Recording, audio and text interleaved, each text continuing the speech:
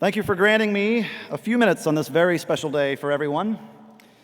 Graduation really is the culmination of a lot of things. So let me first say, to those of you who've spent days and nights sweating and stressing over how to plan for the future while cherishing the all too rapidly vanishing present, I say to you, Happy Mother's Day. Hey, out of there.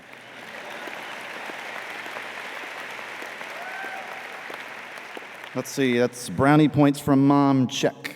Good. It really is something to be standing here on the floor of Kaplan Arena, under the lights, palms sweaty, heart racing, the eyes of thousands staring and waiting for your imminent failure. Of course, I experienced this once before, during a halftime three-point shooting competition at one of our home basketball games. So here's hoping I hit the rim this time.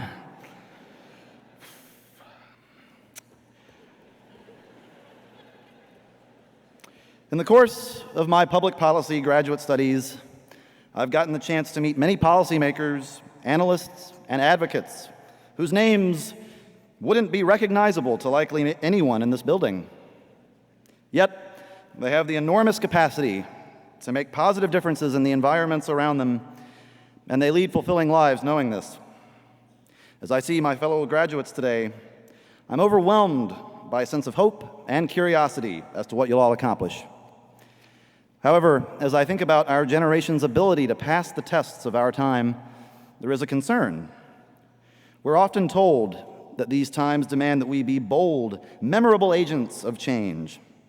But how many here can tell me the name of one staffer who drafted the GI Bill, which opened doors for millions in the armed forces? How about the scientist who invented the first alternative to Freon, helping to repair our ozone layer for decades to come? What about the person who wrote the code for that thing on Facebook that lets you see when people have read your messages, thereby allowing countless insecure people to start unnecessary fights and form grudges? Maybe that last one's not a great example, but here's one more.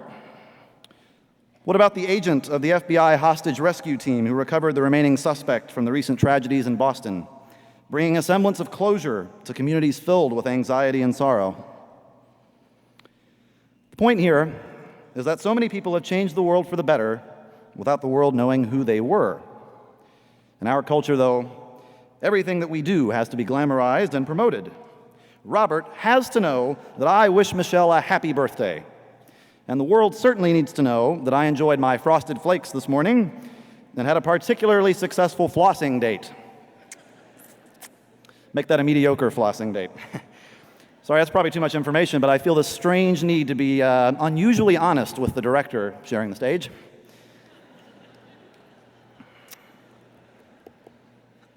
My fear is that our generation is conditioned to be unwilling to do things that don't generate personal notoriety. Yet these are the exact things that will be needed to improve the world around us. Reusing plastic bottles, helping and advocating for those in need. These aren't things to tag or share an article about. They're things to do. In a society where great deeds are accomplished collectively, we have to be willing to do things that other people may not notice. While many of us graduating today may well go on to be memorable, recognizable figures in our society, we need to at least tolerate the idea of possibly being invisible agents of change.